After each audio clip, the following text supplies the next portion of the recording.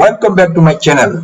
In this video, I will take you to one of the most important and well-maintained lakes in Bengaluru, Agara Lake, and also discuss the present conditions of Bengaluru's lakes and the challenges they face. Bengaluru was once celebrated as the city of lakes, built on a centuries-old water management system of lakes and tanks constructed by successive dynasties, the Kempegodas, the Woodyers, and later the British. These water bodies served multiple purposes: irrigation, drinking water, fishing, bathing, and religious use, while also recharging groundwater, preventing flooding, and giving Bengaluru its famously pleasant climate, earning it the name air-conditioned city. Since the city has no perennial river nearby, these lakes were a lifeline. Today, that legacy is under severe strain. Rapid urbanization has taken a heavy toll.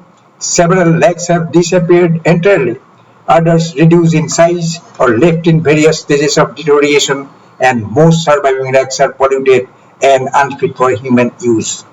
The Lake Development Authority has identified 845 lakes in Bengaluru urban district, while Lakshman Rao Committee earlier mentioned about 389 lakes under BDA jurisdiction.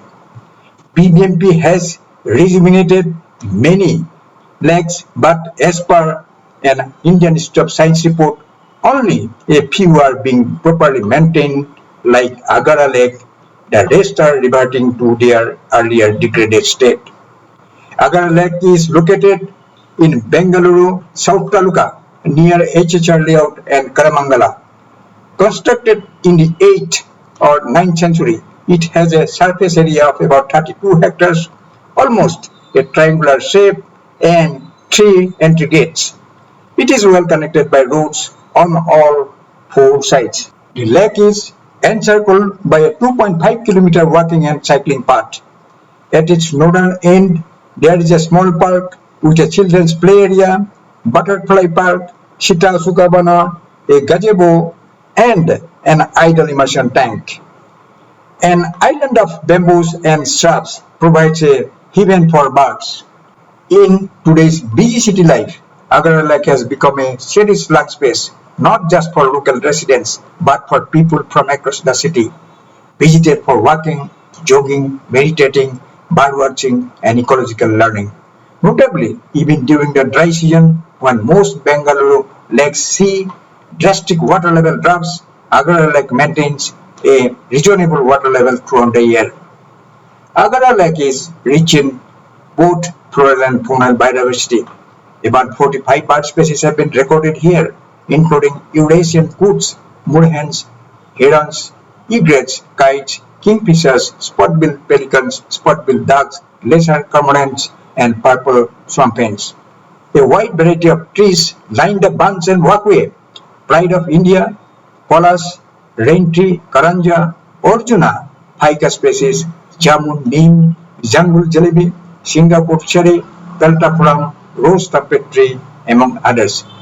Just inside the main gate, blooming water lilies greet visitors, and quite often herons, egrets, or freshwater turtles rest under nearby docks.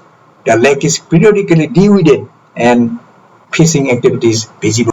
The Central Pollution Control Board classifies water bodies into 5 categories, A through E. Category A for drinking water after disinfection only. Category B, outdoor bathing. Category C, drinking water with conventional treatment and disinfection. Category D, fit for wildlife and fisheries. Category E, irrigation, industrial cooling, and controlled waste disposal. As per the Karnataka State Pollution Control Board monthly water quality report for March 2026, of 126 monitored lakes in Bengaluru, 60% fall under category D and the remaining 40% under category E. Not a single lake qualifies under category A, B, or C. Fecal coliform was detected in all lake water samples. Agara Lake falls under category D, fit for only wildlife and fishing, not for drinking or bathing. Agara Lake has 4 inlets.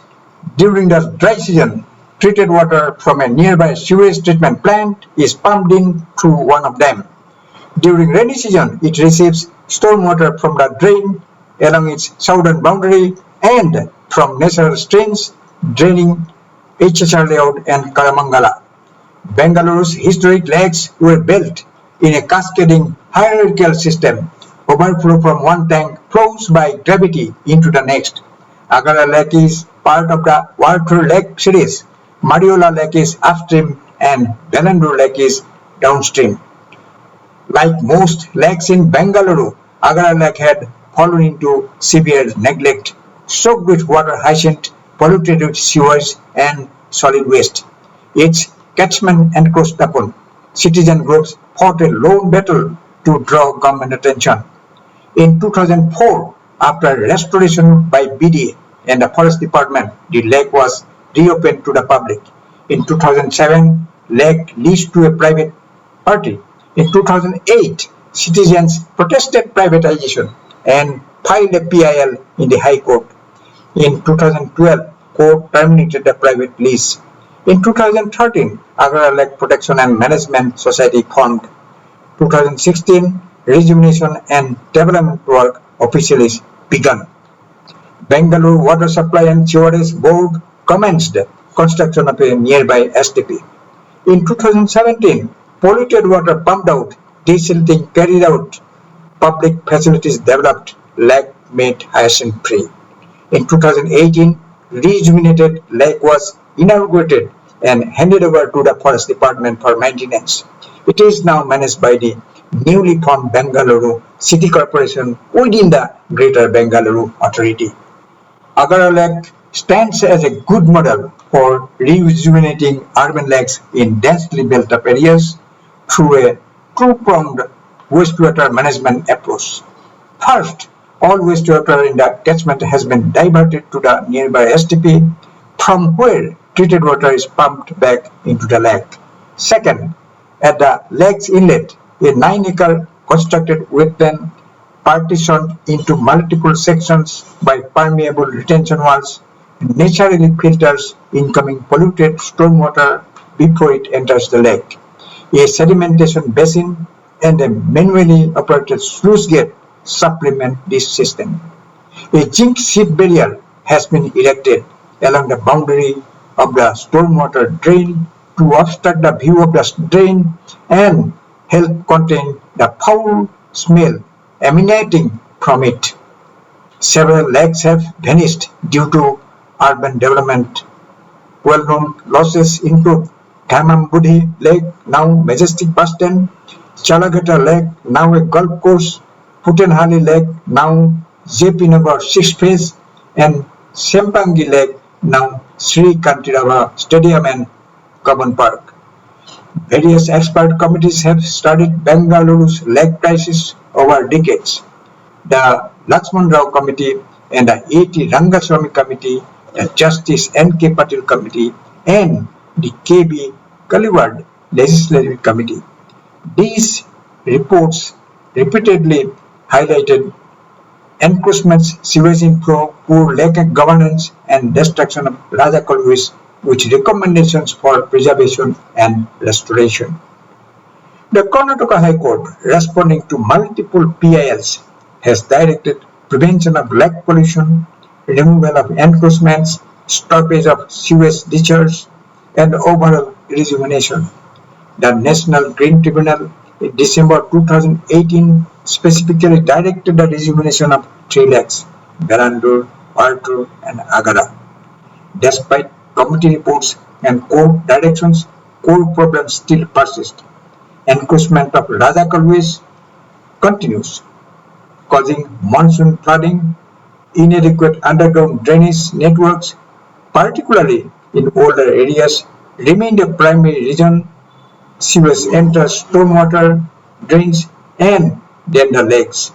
Experts stress that increasing STPs alone is insufficient.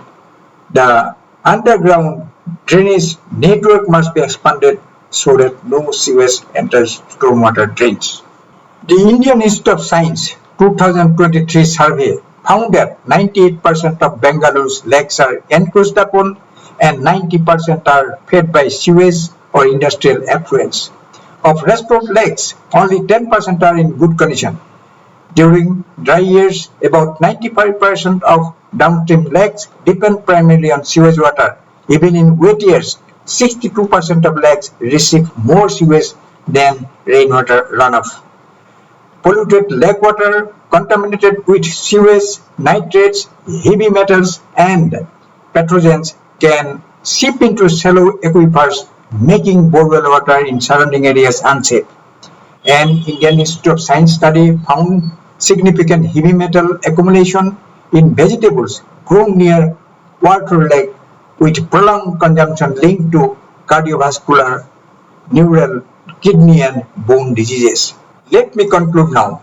Wetlands function as the kidneys of the landscape, natural sinks for toxic compounds and pollutants. Lakes have some self-cleaning ability but cannot cope with high sewage loads. Experts rightly point out that India's next phase of growth will be decided not just by capital, labor and technology, but also by water.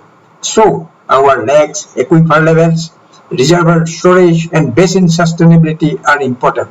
Let us hope that government and the concerned statutory and civic agencies, including corporations, BWSSB and Karnataka State Pollution Control Board, make sustained and committed efforts in genuine collaboration with citizen groups to protect and restore Bengaluru's lakes and bring back some of their past glory. Let us preserve Bengaluru's lakes and plant more trees to keep our city green, vibrant and livable. Thank you for watching.